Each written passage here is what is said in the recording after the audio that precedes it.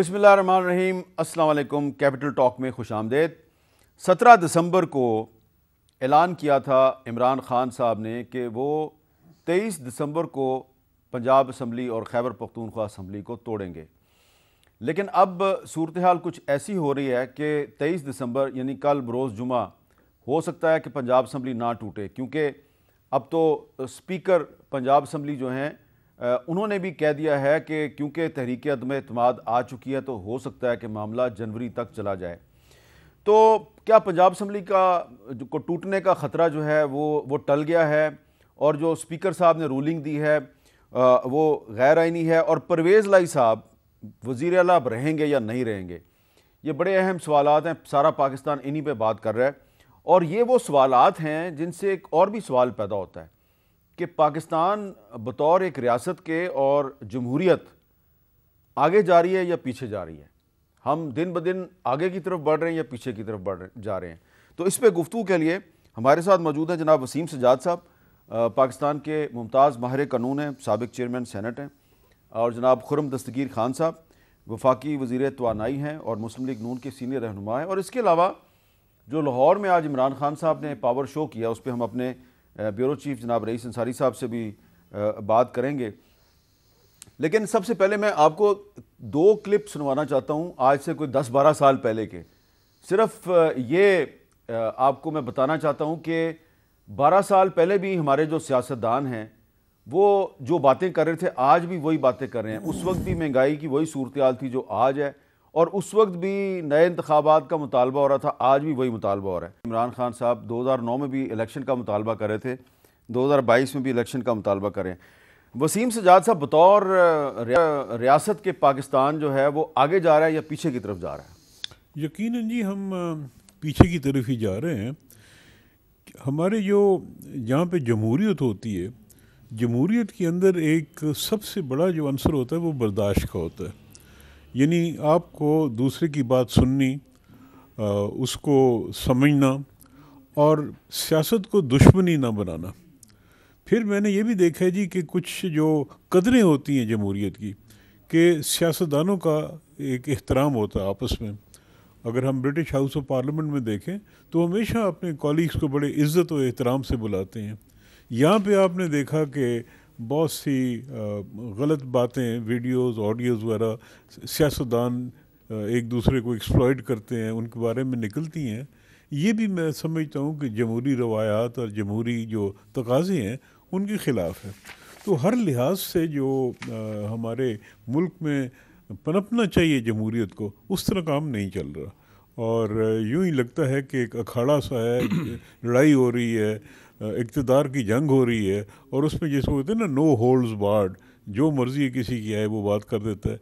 ये पाकिस्तान के लिए वो अच्छा ओमन नहीं होगा। तो खुर्रम दस्तगीर खान साहब, इस सूरत हाल में जो इस वक्त आपकी हुकूमत है जिसके वज़ीर आज़म शहबाज शरीफ साहब हैं, तो अगर पाकिस्तान आगे की बजाय पीछे जा रहा है, तो अगर इलेक्शन जो है वो 1 साल के बाद भी होता है, तो आपको क्या ऐसा काम कर सकेंगे कि अवाम दोबारा आप ही को वोट दें? कि पहली बात तो यह है कि आहो बका का बैन नहीं करना चाहिए। 2008 से 18 के दरमियान पाकिस्तान आगे गया।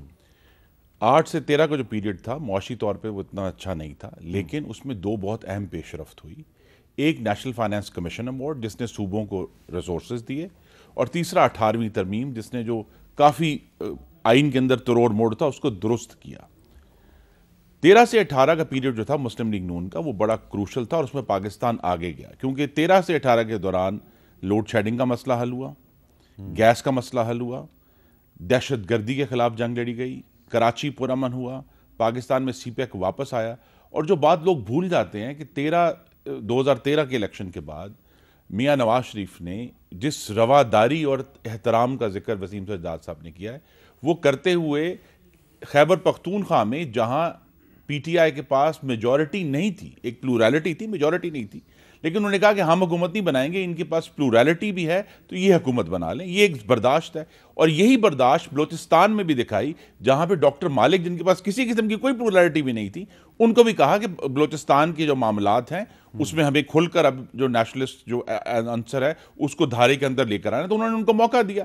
अभी वो जो बर्दाश्त थी उसका जवाब क्या आया? उसका बर्दाश्त केपी की तरफ से ये आया कि ठीक 1 साल बाद यहां धरना हो गया।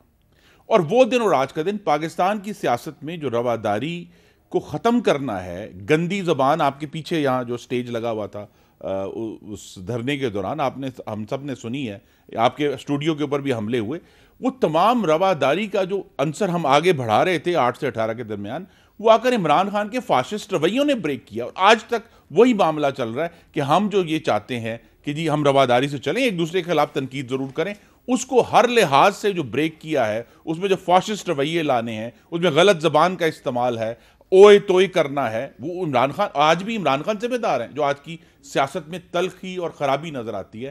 कि अगर वो 6 दिन पहले सिर्फ अपनी अना की तस्कीन के लिए असेंबलियां तोड़ने का ना करते या तोड़ गुजरते, कहते जी हमने तोड़ दिया, 2 वज़राए आला साथ बिठाए हुए थे दाएं और बाएं, वो नहीं कहते जी हम दस्तखत कर दिए, हम तहलील कर रहे हैं। लेकिन ये जो आदत है कि आप एक हिजान पैदा करते हैं, ये आदत इमरान खान उस वक्त से कर रहे हैं और पाकिस्तान की सियासत को डीरेल कर रहे हैं। अच्छा, ये जो 17 दिसंबर का जो इमरान खान साहब का ऐलान है, ये उसको आज तकरीबन पाँच दिन गुजर चुके हैं और कल 6वां दिन है। और यकीनन इमरान खान साहब अगर उसी दिन असम्बली तोड़ने का ऐलान कर देते तो ये इतने दिन तक क्राइसिस ना रहता। फिर उसके बाद क्या हुआ कि 19 दिसंबर को गवर्नर पंजाब जो हैं उनकी तरफ से एडवाइस जारी की गई कि वज़ीर आला को आर्टिकल 130 सब क्लॉज 7 के तहत एतमाद का वोट लेने की ज़रूरत है। फिर उसी दिन शाम को नून लीग और पीपल्स पार्टी के अरकान ने असम्बली तहलील करने का रास्ता रोकने के लिए अदम एतमाद की करारदाद जमा करा दी। और अगले दिन 20 दिसंबर को स्पीकर ने रूलिंग दे दी कि गवर्नर का तलब करदा इजलास गैर कानूनी है। और उसके बाद फिर 21 दिसंबर को परवेज़ लाई साहब जो हैं उनके बारे में राना सनाउल्लाह ने कहा कि आज 4 बजे के बाद वो वज़ीर आला नहीं रहेंगे। और उसी दिन वफाकी हुकूमत के अहकामात पर गवर्नर हाउस की सिक्योरिटी के लिए रेंजर्स को मंगवा लिया गया। और अगले दिन 22 दिसंबर यानी कि आज आइन के मुताबिक जो राना सनाउल्लाह साहब वज़ीर दाखिला, उन्होंने कहा कि आइन के मुताबिक परवेज़ लाई साहब वज़ीर आला नहीं रहे। और अभी तक डी नोटिफाई तो उनको नहीं किया, तो पता नहीं डी नोटिफाई करते हैं या नहीं करते। इस पर मैं वसीम सजाद साहब से बात करूँगा, एक कॉन्स्टिट्यूशनल इशू है। लेकिन इससे पहले मैं ज़रा लाहौर में रईस अंसारी साहब जो हमारे ब्यूरो चीफ हैं उनसे पूछना चाहूँगा। रईस, आपने टाइम दिया, ये बताएं कि ये जो आज पावर शो किया गवर्नर हाउस के बाहर तहरीक इंसाफ ने, तो आपके ख्याल में कोई ये बड़ा पावर शो था या चंद 100 या चंद हज़ार लोग थे? देखिए मीर साहब, ये जो आज गवर्नर हाउस के सामने पीटीआई के लोग आए थे, यह पावर शो तो कोई नहीं था, ना हमने वहाँ खड़ा होकर देखा भी है कि वो सिर्फ चंद 100 लोग थे। और इन चंद 100 लोग में डॉक्टर यास्मीन राशिद थी, हमाद अज़हर थे, हुमायूं अख्तर थे, महमूद रशीद थे। उसके अलावा ना कोई सूबाई क़यादत थी वहाँ, ना कोई सेंटर की क़यादत थी, ना शफ़क़त महमूद थे।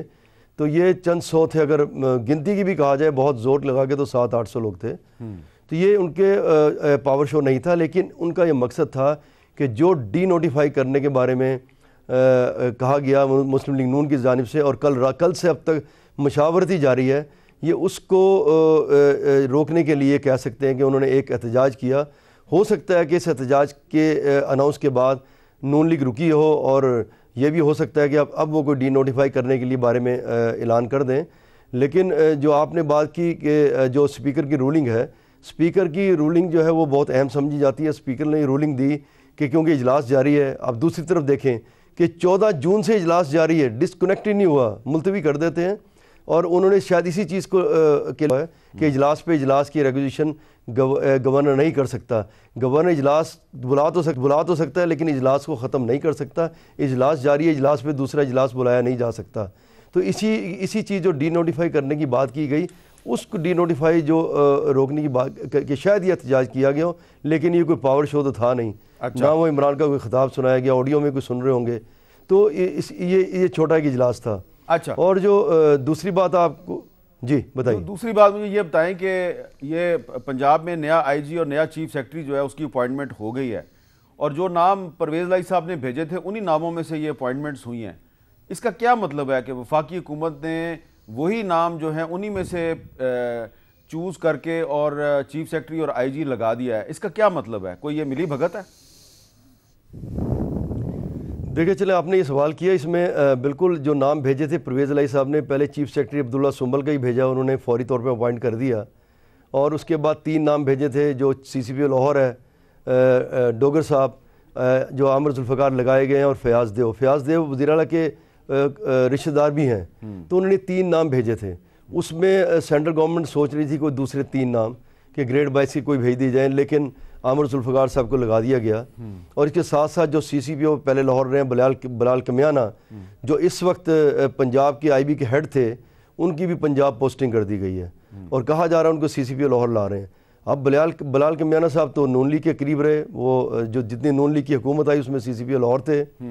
तो अब ये क्या अगर कह सकते हैं कि जो परवेज़ इलाही साहब हैं उनके कहे हुए लोग लगाए गए हैं, तो ये कह भी सकते हैं कि मिली भगत है। लेकिन हमारी इत्तलात ये है कि जब ये अफसरान के बारे में कहा गया, तो जब ये मामला चला तो परवेज़ इलाही नून लीग के करीब आ चुके थे, लेकिन मोनिस इलाही जो है उनको फिर वापस ले आए, जैसा कि पहले उनको वज़ीर आला नून लीग ने नामज़द कर दिया था और रातों रात अगले दिन सुबह वो तहरीक इंसाफ की तरफ चले गए।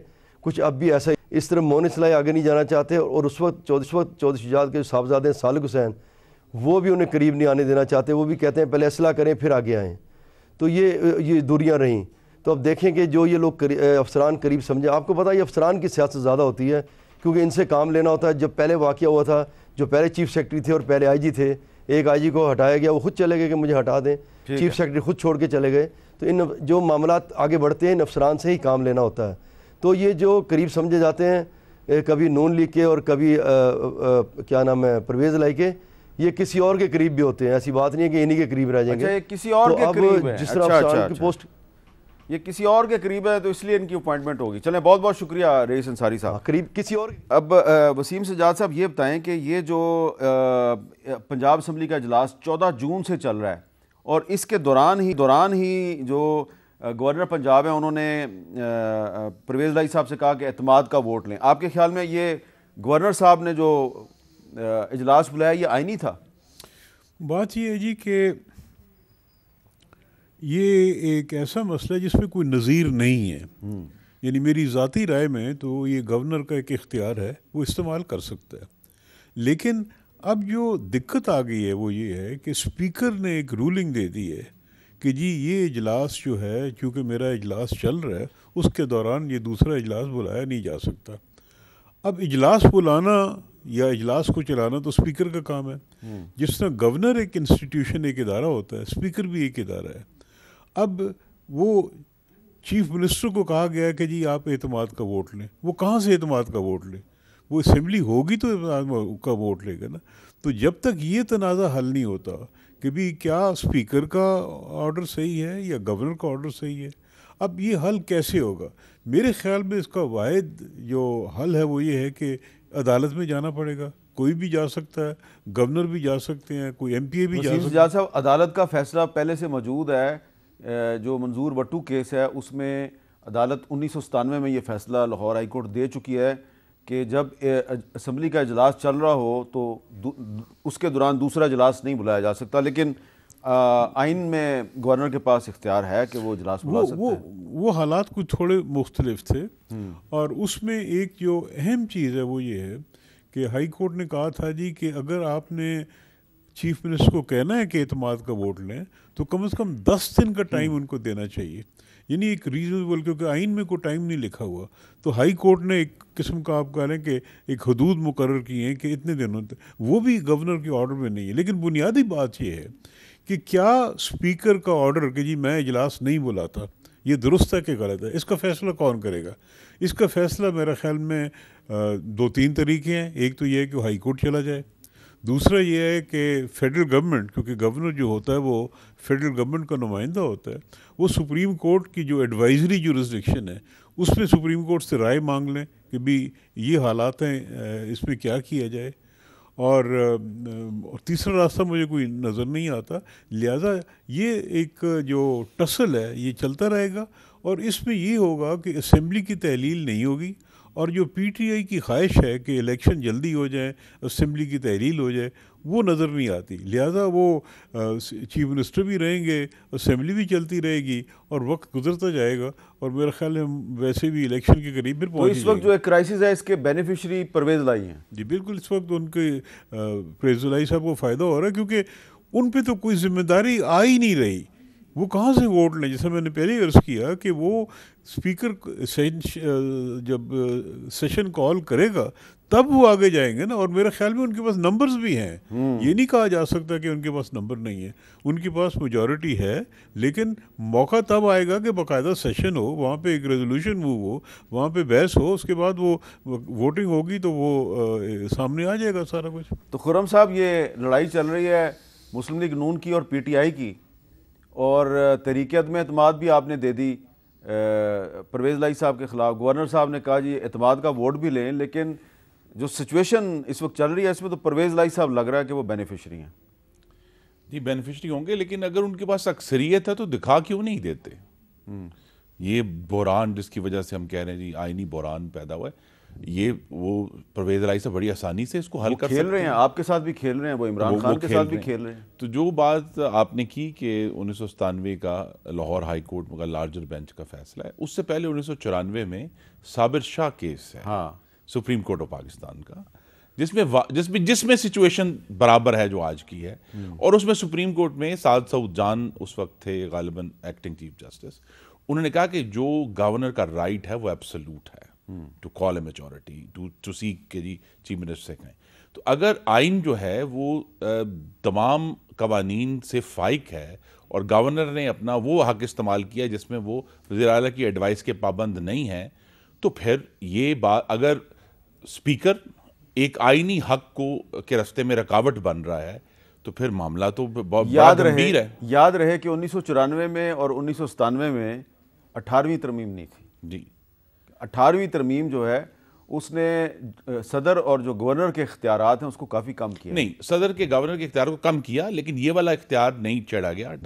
18वीं तरमीम में गवर्नर राज को छेड़ा गया था, आर्टिकल 232(1) को, जिसमें ये कहा गया कि अगर फेडरल गवर्नमेंट जो है वो गवर्नर रूल लगाना चाहती है तो या तो उस सूबाई असेंबली से एक मोशन पास होगा या पार्लियामेंट के दोनों ऐवानों से। तो आप ये कह रहे हैं कि जो 1994 का जो सुप्रीम कोर्ट का साबर शाह केस में फैसला है उसकी रोशनी में जो गवर्नर पंजाब बलीगुर रहमान ने इजलास बुलाया है वो बिल्कुल दुरुस्त है? जी, वो दुरुस्त है, लेकिन साथ ही साथ जो 1997 का जो लाहौर हाई कोर्ट का फैसला है वो कुछ और कह रहा है। तो अदालतों के फैसलों में उसको ज्यादा से ज्यादा ये कहा, मतलब 94 में उन्होंने कहा कि उन्होंने कहा राइट एब्सोल्यूट है गवर्नर का।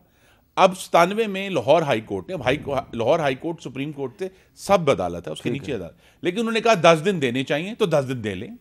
अच्छा, अब इसमें वसीम सज्जाद साहब से बात करता हूं, लेकिन एक वक्फे के बाद।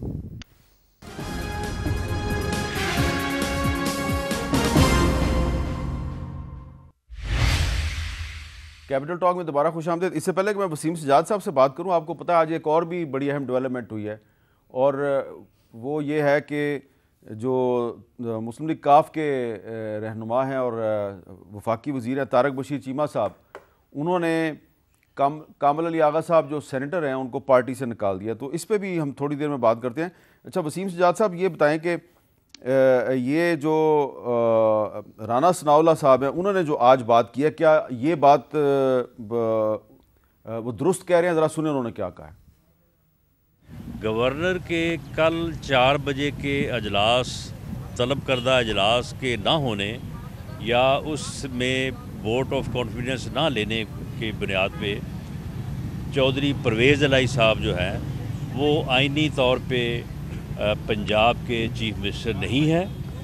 बाकी जो एक ऑर्डर जारी करना है गवर्नर ने, वो एक फॉर्मेलिटी है और मेरा ख्याल है कि उसे जितनी भी जल्द जारी हो जाए वो मुनासिब होगा। जी वसीम सज्जाद साहब, ये आपके ख्याल में वज़ीर आला को डी नोटिफाई करना इतना आसान है कि रस्मी कार्रवाई है? बिल्कुल जी, ये मैं इनसे इत्तेफाक नहीं करता।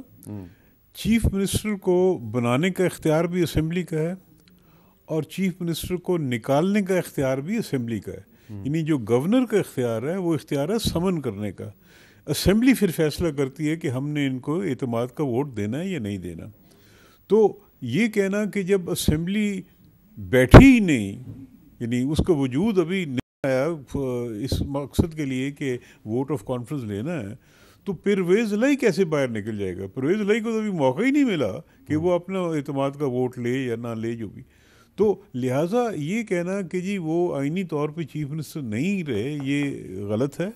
आइन के तहत जब तक बाकायदा एक इजलास नहीं होता और इस इजलास में वोट ऑफ नो कॉन्फिडेंस उनके ख़िलाफ़ या वो एतमाद का वोट लेने में कामयाब नहीं होते, उस वक्त वो चीफ मिनिस्टर रहेंगे। और एक और वजाहत मैं समझता हूँ ज़रूरी है, वो ये है कि मेरी दानिश में जो मैंने आइन को देखा है उसमें वोट ऑफ कॉन्फिडेंस जो गवर्नर कहता है कि आप लें, उसके लिए असेंबली की मेजॉरिटी चाहिए, यानी जो भी वहाँ पे बैठे हैं। जो नो कॉन्फिडेंस मोशन होगा उसके लिए 186 वोट चाहिए। आइन में एक डिस्टिंक्शन है between votes of the total membership of the assembly and votes of the provincial assembly, majority of the provincial assembly. ये डिस्टिंक्शन हमें कई जगह मिल रही है। तो जब गवर्नर कहता है कि आप एतमाद का वोट लें, तो वो majority of the provincial assembly उसको एतमाद का वोट देगी। जब वोट ऑफ नो कॉन्फिडेंस होगा तो majority of the total membership यानी 80 वोट चाहिए होंगे। अच्छा, तो अब खुर्रम साहब, मेरा सवाल आपसे वही है कि राना सनाउल्लाह साहब कह रहे हैं जी कि परवेज़ ला या वज़ीर आला नहीं रहे, नोटिफिकेशन जारी करना एक रस्मी कार्रवाई है, वसीम सज्जाद साहब उनसे इत्तेफाक नहीं करते। क्या एक वज़ीर आला जिसको असम्बली ने वज़ीर आला बनाया है उसको एक नोटिफिकेशन के ज़रिए फ़ारग किया जा सकता है? जी, ये कोई ऐसी पसंदीदा बात नहीं है, लेकिन राना साहब ने आर्गूमेंट दिया है, वो उनके पास बेहतर, वो खुद भी वकील हैं, उनके पास बेहतर आर्गूमेंट्स होंगे। इसका हल यही है जो मेरे सवाल का जवाब दे दें कि अगर परवेज़ इलाही साहब के पास अक्सरियत है तो दिखा क्यों नहीं देते, क्योंकि इन दी एंड पाकिस्तान में जमहूरियत। तो मैं भी वही आपको काउंटर क्वेश्चन करूंगा कि वो आपके साथ और इमरान खान के साथ खेल रहे हैं। वो हो सकता है वो खेल रहे हैं, इसमें आपकी राय भी अहम है और आपके पास भी रीज़न होंगी इसके लिए। लेकिन इसका बेहतरीन और जमहूरी और साफ खुली फ़ज़ा का हल यही है कि सूबाई असम्बली का इजलास बुलाया जाए, क्योंकि मैं फिर ये कहूँगा कि एक नो कॉन्फिडेंस मोशन की अपनी अहमियत है, लेकिन गवर्नर का जो बरह रास्त इख्तियार है आइन में, वो प्रेसिडेंस लेगा। ठीक है, प्रेसिडेंट लेना बिकॉज वो डायरेक्टली आइन से आ रहा है। ठीक है, और वो जो है उस बुलाकर अच्छा, आप इस राय से इत्तेफाक करते हैं कि जो भी होना चाहिए हमारी सियासत में वो आइन के मुताबिक? जी, मैं इस पे बहुत ज़्यादा, बल्कि तजर्बे ने साबित किया है कि अगर हम आइन पर चलेंगे ही उसी में हमारी बका है, तो अदरवाइज हम पीछे।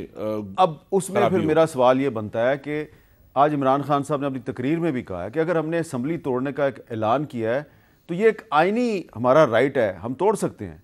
तो इसमें आपको क्या एतराज़ है? जी, मुझे कोई एतराज़ नहीं है, सिर्फ ये है कि तोड़ने का जो ढोल बजा रहे हैं वो 17 दिसंबर नहीं 26 नवंबर से रावलपिंडी से बजा रहे हैं। 26 नवंबर को रावलपिंडी के इज्तिमा में उन्होंने कहा था कि हम असेंबलियां तोड़ देंगे। अब 4 हफ्ते होने को हैं, पूरे मुल्क को उन्होंने अपनी अना की भेंट चढ़ाकर हैजान फैला रखा है, मुईशत में भी हैजान फैला रखा है। तो जो करना है, अब देखिए ना, पंजाब में रुकावट है तो खैबर पख्तूनख्वा में क्यों नहीं कर गुजरे? उनको किसी ने रोका है? वो नहीं कर रहे, क्योंकि ये मैं फिर कहूँगा मकसद असेंबलियां तोड़ने से ज़्यादा ये है कि मुल्क में एक हैजानी कैफियत बरकरार रहे। वो ये समझते हैं कि मुल्क में केओस होगा, अनारकी होगी तो उसमें उनका फ़ायदा है, जो कि हमेशा से फाशिस्ट का असूल रहा है। अब असद उमर साहब जो तहरीक इंसाफ के सीनियर रहनुमा है वो कह रहे हैं जी मामला अदालत में जाएगा। सुने, जो पंजाब में काम किया जा रहा है वहां पे असेंबली की तहलील होने को रोकने के लिए, जो इस्लामाबाद में किया जा रहा है इलेक्शन को रोकने के लिए, दोनों जो ये इकदामात हैं बदनीयती पर मबनी है। अवाम को ये हक हासिल के अपनी वोट की बुनियाद पर ऊपर वो फैसले करेंगे, वो अवाम का हक ये छीनने की कोशिश कर रहे हैं। अब अदलिया की तरफ ये मामला जा रहे हैं। वसीम सज्जाद साहब, अदलिया में हमें अदलिया का जो रोल है उस पर ज़रूर गौर करना है, क्योंकि पंजाब हुकूमत की जो उखाड़ पछाड़ इस मौसम गर्मा में हुई है उसमें बहुत बड़ा रोल अदलिया के आला तरीन अदलिया के फाजिल जजों का अपना जहन बदलना है। फिर उनको लिखना पड़ा चीफ जस्टिस को कि जी बाज़ औक़ात जो जजेस हैं उन बादी तनाज़र में कोई नई सोच आ जाती है। हमने ये भी तो सुना कि आला अदलिया में कुछ जजों की जो अपॉइंटमेंट हुई है उसमें भी मुस्लिम लीग नून ने कुछ अपने जो पुराना जो उसका एक मौक़िफ़ था उसमें कुछ लचक पैदा की और कुछ उनकी मानी गई, कुछ आपकी मानी जाएगी। ये तो अल्लाह, अभी तक तो देखें जो मानी जानी या ना जानी, अभी तक तो हम 2017 से लेकर अब तक हमने ही ताज़ियाने खाए हैं जितने ठीक खाए है। हैं, और ताज़ियाने खा रहे हैं, कोई बात नहीं है, ये हिस्सा है। लेकिन बहरहाल हमारा क़यास यही है कि जब भी हमारे फाजिल जजों के सामने जाएगा वो इंसाफ करेंगे। हमारी नज़र में इस मौसम गर्मा में जो सुप्रीम कोर्ट अपना माइंड चेंज किया वोटिंग को रोकने के लिए, फिर अलाउ करने के लिए, जिसकी वजह से तमाम पंजाब असम्बली जो है उसकी उखाड़ पचार अदालती फैसले की वजह से हुई, उससे वो भी कोई सबक सीख कर आगे बढ़ेंगे और दुरुस्त फैसले करेंगे। वसीम सज्जाद साहब, हर सियासी मामले का हाई कोर्ट और सुप्रीम कोर्ट में जाना पाकिस्तान की जमहूरियत के लिए नेक शगुन है? ये जी अगेन मैं कहूँगा जी ये नहीं होना चाहिए। और अगर हम जो मैच्योर डेमोक्रेसीज़ हैं, मसलन इंग्लिस्तान है, हिंदुस्तान में भी कभी आप एग्ज़ाम्पल दे सकते हैं, वहाँ पे कभी शाद व नादिर को ऐसा होता है कि मामला सियासी मामला अदालत में जाए। पिछले दिनों में एक इंग्लैंड में एक सुप्रीम कोर्ट में एक मामला गया था, लेकिन वो शायद कई सदियों बाद एक मामला सियासी मामला उधर गया था। लेकिन यहाँ पे आपने देखा कि हर मरहले पे अदालत को इंटरवीन करना पड़ता है, और इसका मतलब ये है कि अभी हमारी जमहूरियत जो है वो मैच्योर नहीं हुई।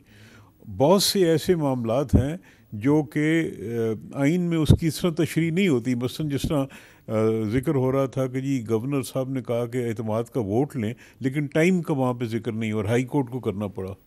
तो बहुत सी चीज़ें रवायात से हल होती हैं, बहुत सी चीज़ें हिस्ट्री से हल होती हैं, लेकिन यहाँ पे हर चीज़ को तनाज़ा बना दिया जाता है, और उसका कोई हल, जमहूरी हल निकालने का तरीका ये होता है कि आपस में बैठ के कोई हल निकाल लिया जाए। वो बहुत बेहतर होता है उस हल से जो अदालत उस पर इम्पोज़ करती है, क्योंकि जब अदालत इम्पोज़ करती है तो उनके सामने कानून और आइन होता है, लेकिन जब पार्टीज़ फैसला करती हैं तो उनके सामने सियासत भी होती है, अवाम भी होती है, अवाम की ख्वाहिशात भी होती है। अभी तक तो हमने ये देखा कि पिछले 6 महीने में कोई फैसला, ख्वाह वो सुप्रीम कोर्ट की तरफ से आया या हाई कोर्ट की तरफ से आया, उस फैसले की इम्प्लीमेंटेशन के बावजूद पाकिस्तान में सियासी बेयकीनी ख़त्म नहीं हो रही। ये मेरा ख्याल है अगर ये चलता रहा, यानी हमारे मुल्क में एक बदकिस्मती ये है ना जी कि हमारी मुल्क में तसलसल से जमहूरियत नहीं चली, तो अगर ये चलती रहे और अल्लाह करे चलती रहे, तो मेरा ख्याल है फिर कुछ न कुछ रवायात ऐसी बन जाएंगी, कुछ ग्राउंड्स बन जाएंगी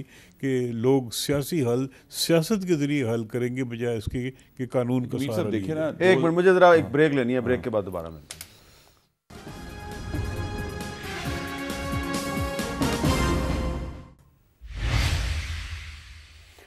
पंजाब का ख़तरा तो शायद टल चुका है, लेकिन स्पीकर सब्तैन खान ने आज एक और दावा किया है जो कि कुछ नए आइनी सवालात उठा रहा है। सुने वो क्या कहते हैं।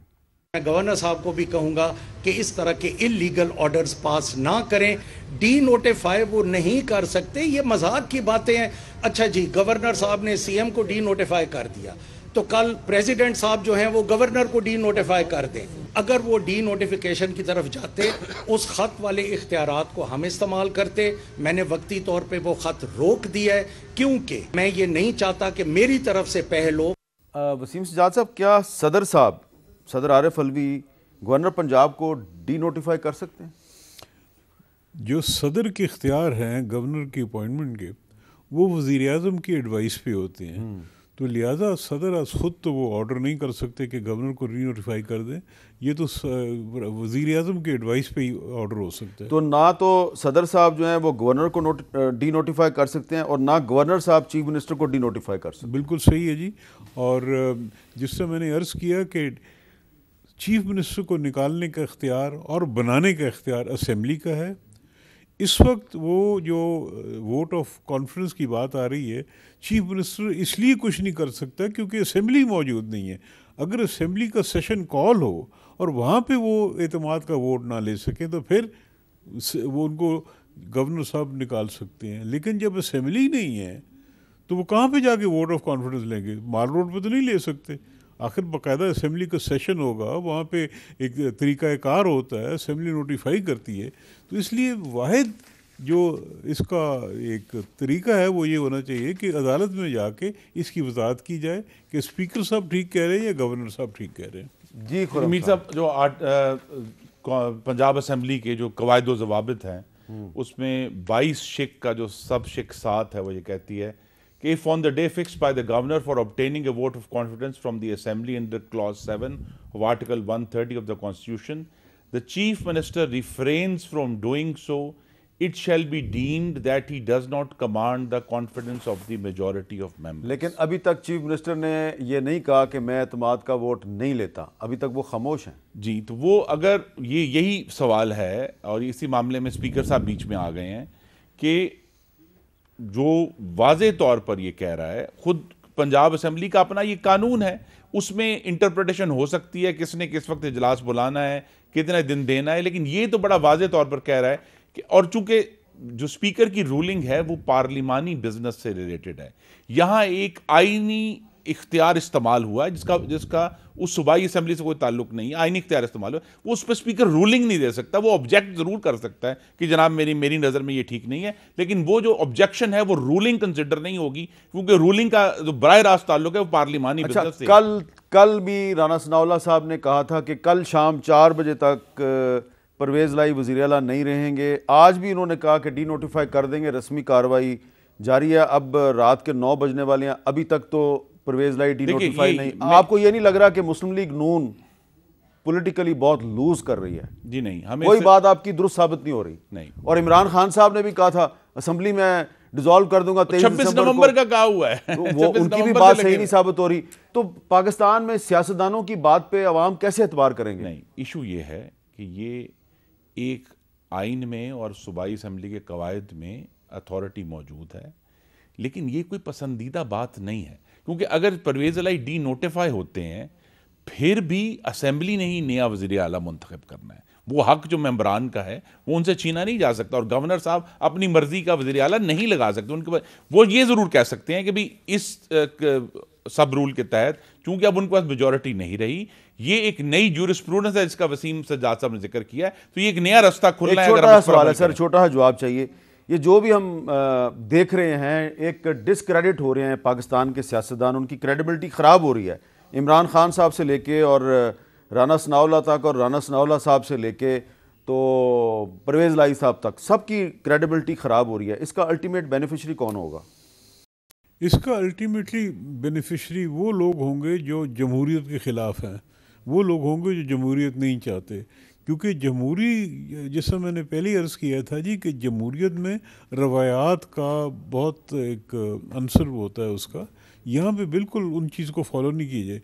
यानी अगर इसको सही तरीके से जमहूरियत को चलाया जाए तो ज़रूरत नहीं होती कि आप हर वक्त पे अदालत में जाएं, सुप्रीम कोर्ट जाएं, हाई कोर्ट में जाएं, ये मामले हल हो सकते हैं। लेकिन यहाँ पे सबसे बड़ी एक जो मुश्किल आ रही है वो ये है कि पार्टीज आपस में बैठ के बात करने को तैयार नहीं। इसका मतलब है कि उनके रवैये सियासी नहीं है। हम बैठ के बात करने को तैयार है, सिर्फ एक शख्स फाशिस्ट जो है वो हमसे बात करने के लिए बहुत बहुत शुक्रिया वसीम सज्जाद साहब और खुद साहब, बहुत बहुत शुक्रिया आपका। तो सियासतदान जो है उनको ये रियलाइज़ करना चाहिए कि उनकी साख तेज़ी के साथ मुतासर हो रही है, ख्वाह वो इमरान खान साहब हों या वज़ीर आज़म शहबाज शरीफ साहब हों, ख्वाह आसिफ अली ज़रदारी साहब हों या परवेज़ लाई साहब हों। इतना ही बस मैंने कहना है, बैन सुतूर कुछ कहने की कोशिश कर रहा हूँ, उसको समझने की कोशिश करें। इजाज़त दीजिए, अल्लाह हाफ़िज़।